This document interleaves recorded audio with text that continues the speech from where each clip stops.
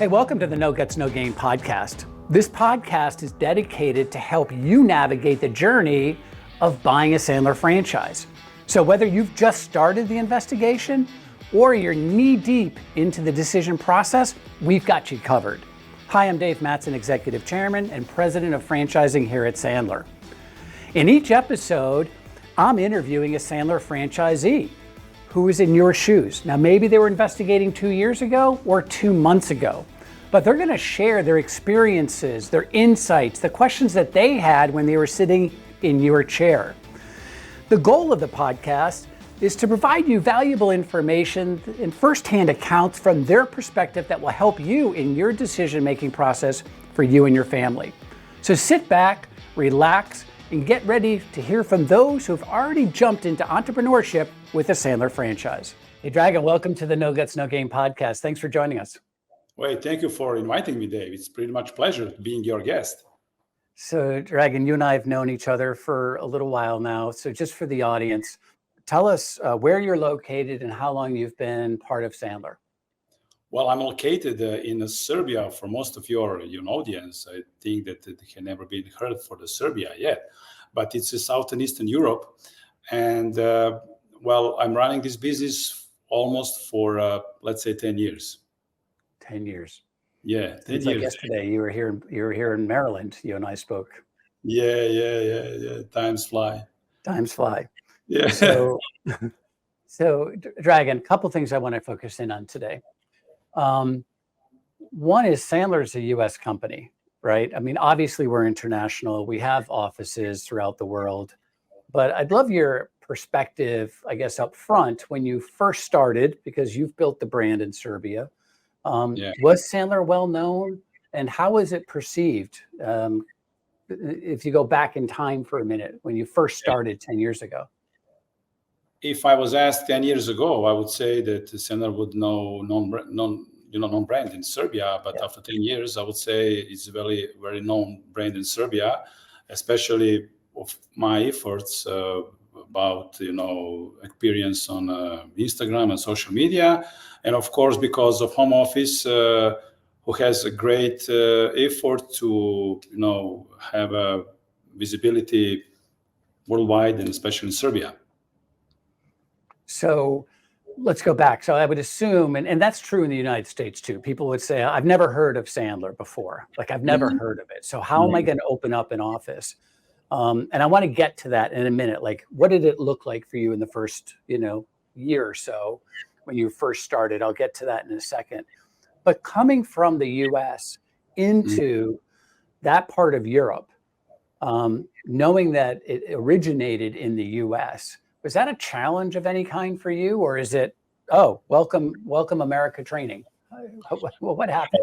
Well, the Europeans has, let's say, some kind of prejudice regarding the United States because, if you take pretty much a traditional way of the selling, which is very close to the United States, American way of the selling, they would say, it's a typical American. It doesn't fit for our world. But, when I say it's not about selling, it's all about human behavior and human dynamics. They've been starting changing their paradigm and their perspective about actually what they want to learn. Dave, that we are teaching about human dynamics and human behavior, not about selling. If we learn great things about human behavior and how the things work and the biology of the brain, well, selling is just a little bit small portion of entire process. Yeah, I think that the perception, I've done a lot of work internationally, and we know that the Americans have a sales culture over there. We don't want to be pushy New Yorkers, I'll call it that. That's the perception, right? Push, don't listen. But to your point, what I have found, and it sounds like you found the same thing, to break down that barrier, Sandler's based on psychology. And it's basically teaching communication, of which you apply in the sales world. It's not necessarily sales training, it's human dynamics applied in the sales world. And I think that kind of makes it go away in a way, but it takes time for them to understand that. Like even 38 years ago, Dragan, I didn't want to be a salesperson. Like I resisted going into Sandler until I realized it was based on psychology and I didn't have to become that slick salesperson that's portrayed in the movie. You know what I mean? Actually, Dave, it's not about selling. It's not about selling. I tell to my clients, it's not about selling. You have a prejudice. Let me help you to understand. Because when the people are in the fear, they don't want to understand because they are sticking with their comfort zones. So it's not about selling. It's not about, sales training. It's all about human prejudice. And most of the time when I speak to my prospective clients, I ask them, have you ever been exposed to any sales training? And they say, yes, of course. Just tell me 2 or 3 features that you have learned about the program. And they say, well, it was the wasting of the time. So why don't you allow yourself to open your mind, maybe to hear or see something different? And it would be your choice. You have a control over the process. And the way I treat them and the way I talk to them, actually, I'm teaching them. It's different, right? Yeah, it's different. Yes. You're not pushing as a salesperson. You're asking questions like a doctor would, right? Well, I'm a product of the product. So you told me 10 years ago in Baltimore, I still remember your sentences. You took me on the dinner and you told me, Dragan, remember this. David Sandler told me this. Dragan, invest 5 years of your life to breathe and learn product. And you'll become a product. And when people hear about you, what you know, they will like to know what you know, and they will never ask for the price. And thank you for that. It still works for me, Dave. It still works here too after all this time. Yeah. So let's go back to what's the annual, if you know, do you know the annual income of people within Serbia? And I want to ask you a question because we're not cheap, right? So what is it? I think in the US, it's about $1,300 to $1,500 on average. Is that about right? Well, I spoke about these numbers on the last conference, last summit about Serbian market. And the Serbian market is, I would say, the poorest market in the cellular network. And we are entering it into quite magic. The annual monthly, let's say, wage in Serbia is approximately, I'm going to shock you down, about, let's say, $600 to $700 US. Yeah, Dave. But what have I realized? Sandler is not for everyone. Do you know why? Not because of the money. It's because of the beliefs and convictions. Right. So we are not for everyone because the 97% of the people, they don't want to change their lives. And they want to blame others for their fakes and the failures. The Sandler is for the rest of the 3% of the people. So I said to myself, in Belgrade, in Serbia, Belgrade is the capital of Serbia, there are the people, they are willing and able to pay, let's say for the Rolex Oyster, $40,000 US. They are the people who wants to willing and able to pay 10 days on Maldives holiday for the rest of their family, let's say 40,000. They are the people who they are willing and able to pay Porsche. So why would someone willing and able to pay my President's Club for 25,000 to $30,000 US? Why? It was my convictions, Dave. And it is still my convictions about my product and about my market. Well, I think, and I would assume at this point in time, you're getting an awful lot of referrals. Is that fair? Yeah. So, you've proven it out that you've gone after a market regardless of the economic conditions within Serbia. You've gone after the entrepreneurial market, right? That invests in themselves and certainly can spend, discretionary income, as you said, with the watches and the vacations. But what's your business look like now? So is it what we're going to call public, whereas the mastery program you call President's Club, or is it a consulting? Is it a little of both? Like, what does it look like for you after 10 years? And what did it look like in the beginning? So walk us kind of through the transition that you've made. okay, I would lie and I would cheat if I wouldn't say that in the first of, let's say, 1 year or 6 months, 1 year, I was struggling to survive. But it's so logical, it's so typical for entrepreneur's life. Now, Dave, I'm not struggling anymore. I don't work too much, over the day. I work very smart. I don't work hard because I receive a lot of referrals, during the days. Yeah. And my portfolio of my clients is, let's say, I would say 50% of public program and 50% of in-house program.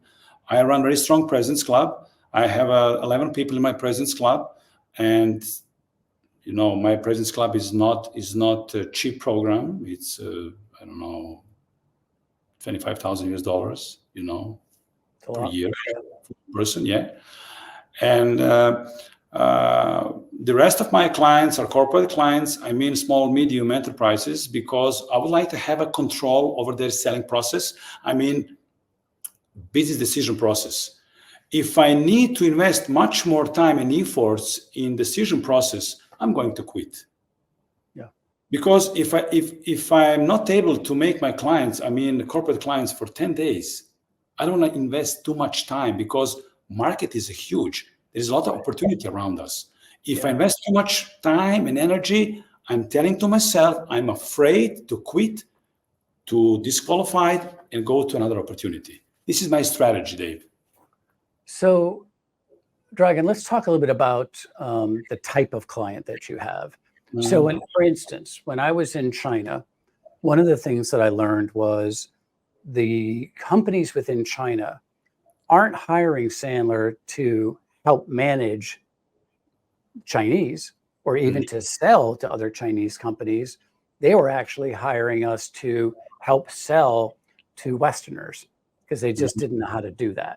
When it comes to Serbia, do you find that they're hiring you to help sell to the outside world, or within Serbia itself, or a little of both? What are you finding?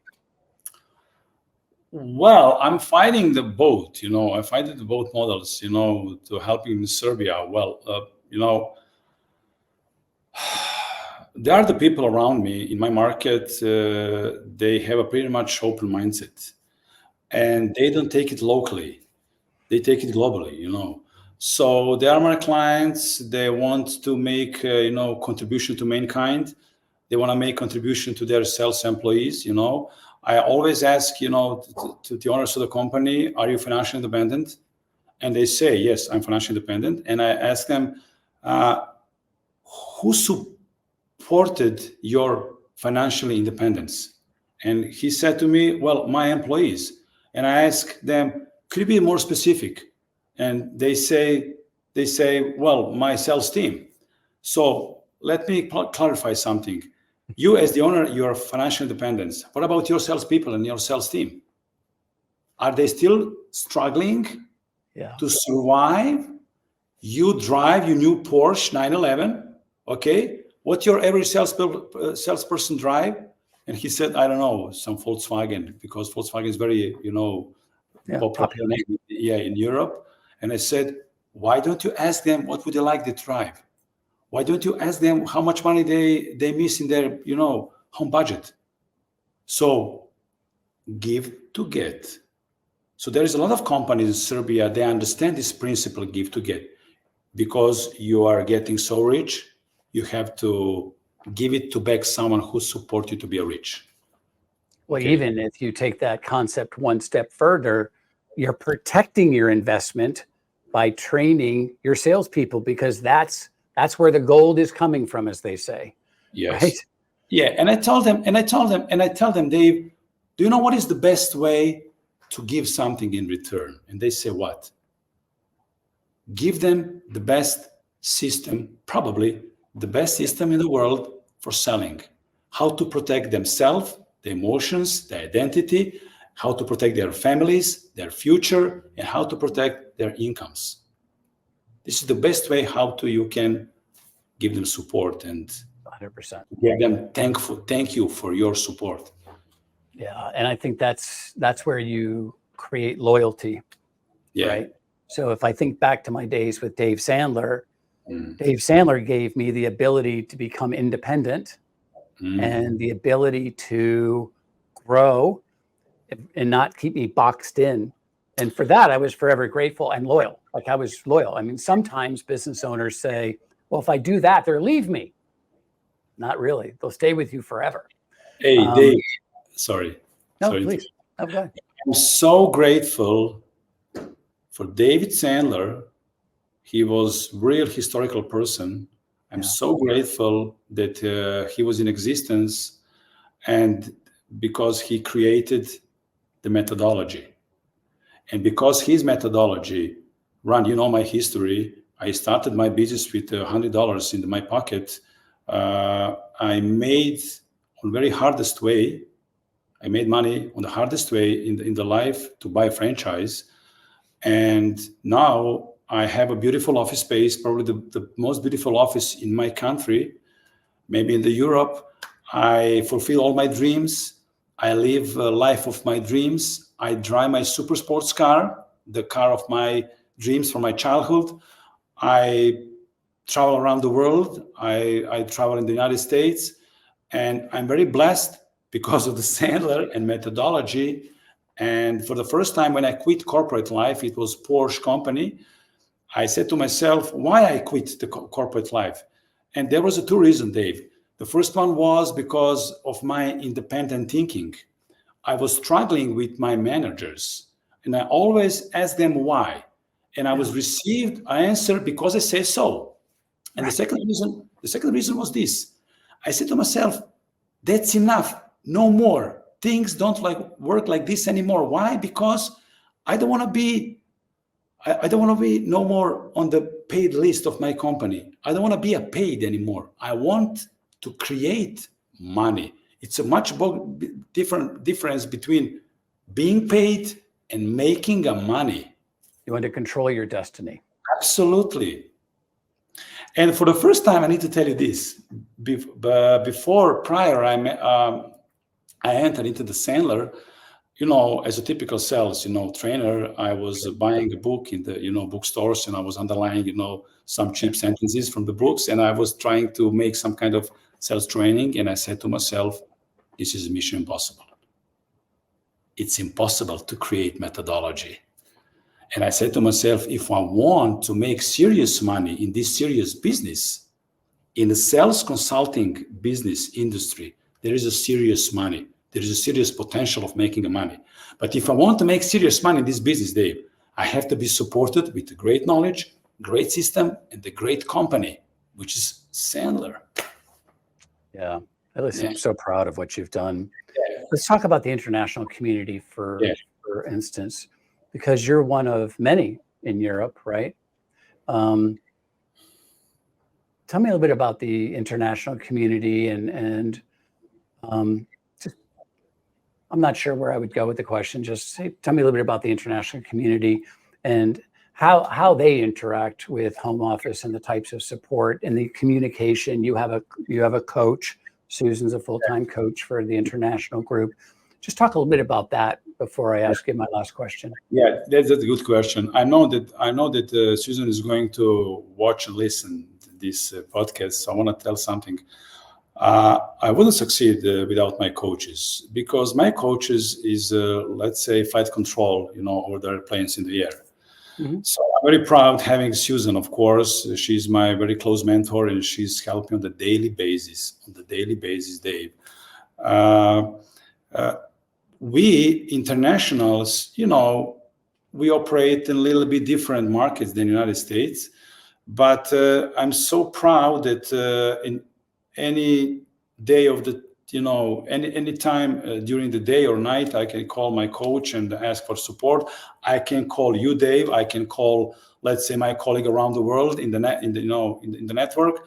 So if I have very, let's say, demanding clients, I'm not ashamed to ask my, colleagues, maybe in Canada, United States, or in France for support. So I would say that one of the reasons I decided to go to Sandler and to buy franchise, of course, is to being supported in any situation, which is very important for me to have a good clients and make good incomes. Yeah. We cannot succeed alone. This is my message for someone who is going to listen and watch this video. You cannot succeed alone. It's impossible. We are in the people business. And people business has some kind of algorithms. Yeah. And the law of the brains and human psychology. I have to be supported with a great knowledge to help my prospect from point A to help them to reach point B. You cannot do it by yourself and alone. It's impossible. If you want to make serious money in this business, you cannot succeed. It's tough to stay relevant with all the technology, all the differences in learning styles now, and just the changes in how methodology is applied is just, even the 10 years that you've been here, think about all the technology now that you're bringing in to your, to your students. It's just amazing what goes on. I have a couple questions. One, I want you to end by telling the story, if you feel comfortable, when you and I first met, and I actually said no to you, if you remember. And then, but beforehand, give us, if you had to do it over again, being an international franchisee, what would you do differently? Question one. And then tell me, what was the greatest satisfaction that you've had as a franchisee? For the first, on your first question, I would say I would start earlier. Okay, all right. And I would quit earlier in corporate life. I was afraid, to start my business. And my greatest achievement while I was, I've been running a Sandler business, I would say, Dave, it's the brutal self-confidence. At this moment of my life, in my career, I can find myself in any C-suite in the rest of the world, with any CEO in any company in the world, because I'm so supported, and my identity, what I feel about myself on an emotional basis, and intellectually basis, I find myself that I can run the conversation and the business, prospective meeting with anyone in the world. This is my greatest satisfaction and my greatest achievement. Beside of that, on materials things, I would say I have a great life. I would say I'm pretty much financially independent. I run a great business, and I'm recognized. And something that I'm going to run to the rest of my world is having a contribution to the mankind. It's not all about money. It's all about legacy.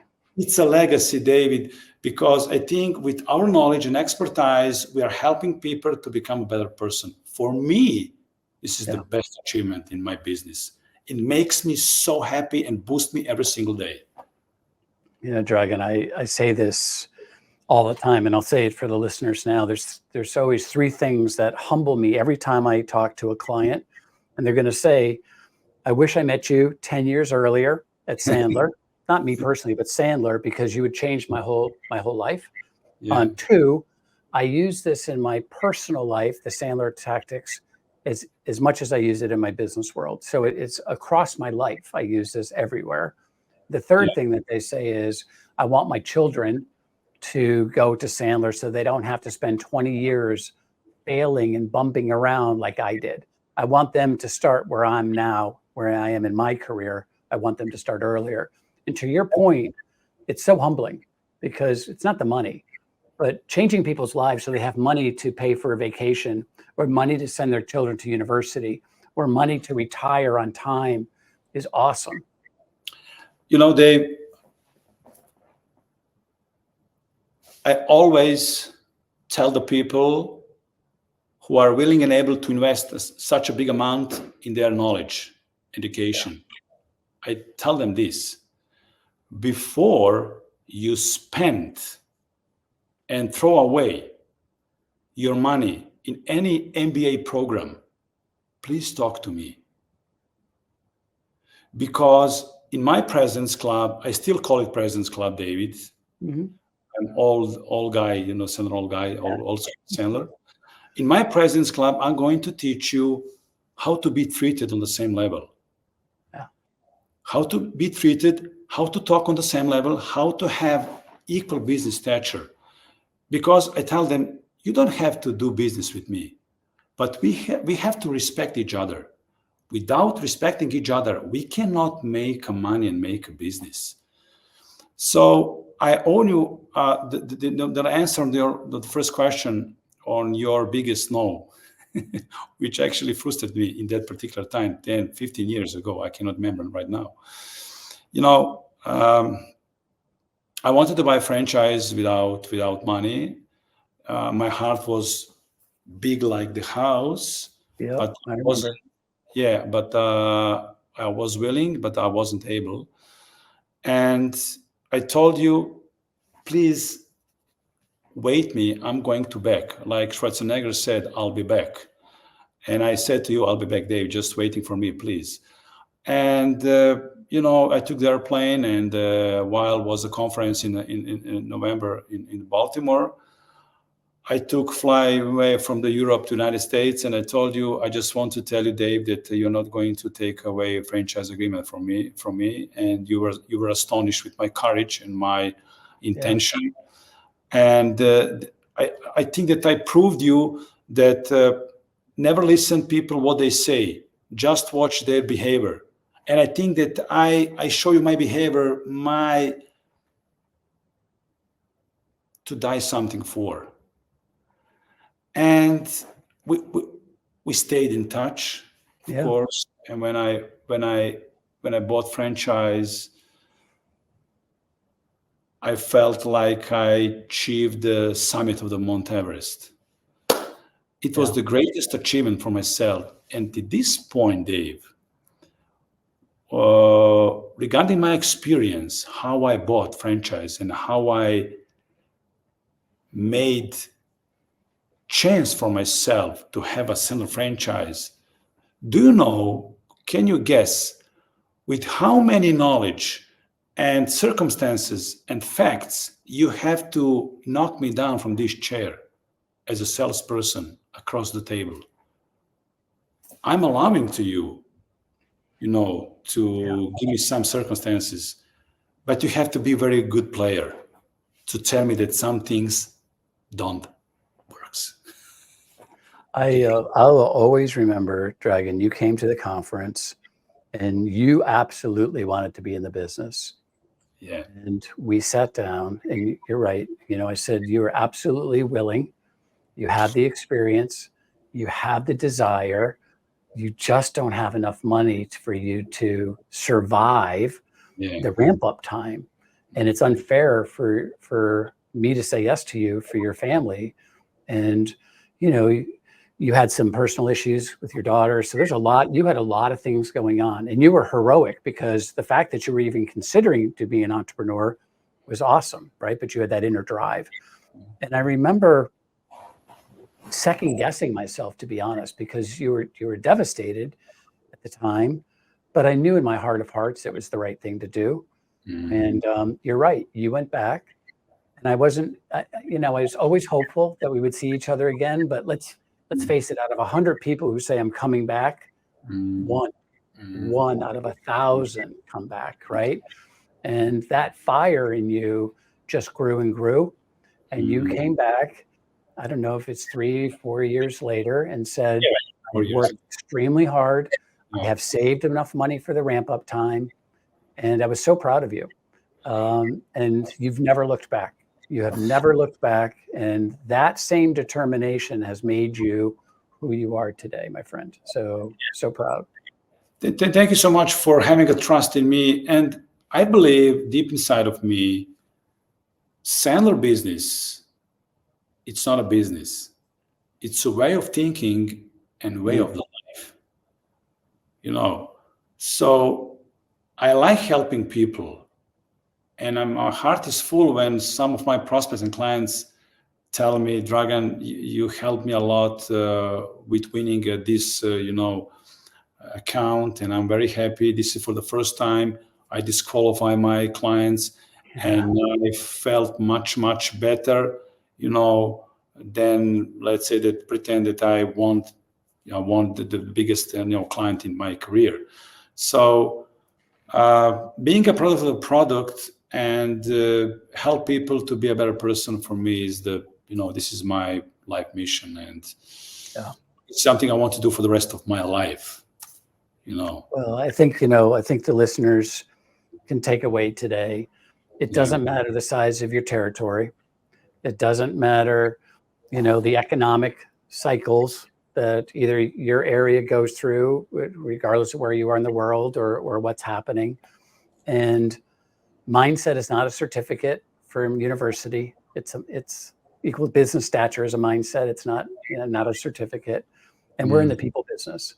And so I really think by sharing your story today, people can listen and try to assimilate where they are in their journey to become an entrepreneur or not, and really take a lot out of today. So I appreciate you spending some time coming to talk to us. Yeah, no problem. For the end, I was thinking a lot. If you wanna buy a car, you need a new car. You go to showroom, you see the car, you like the car, you buy the car. But selling a knowledge, something untouchable, actually it's quite different. And I realized we are the car in the showroom. I am the car. I'm Ferrari. I'm Porsche. I'm Corvette. I drive Corvette. So I have to be product of the product, because on the market there is a lot of smoke screen sales gurus, because it's very easy to become sales trainer. If you are an employee, if you are quit, if you get fired, what is the best way to feed my family? Go to sales trainers. And that's why, Dave, our knowledge obligates us. We have the best on the market. I'm considering myself, Dave, I'm going to say something that's going to be feeding my ego, but I'm going to take a risk. I'm considering myself as a 3% of top consultant in the world. There you go. Yeah, that's my personal feelings. That's my personal identity. Yeah. And I'm going to risk to share with you and your audience. Taking world-class content and methodology with world-class drive, mindset, and look what you've achieved. I have the best knowledge in the world inside of me, and I'm the product.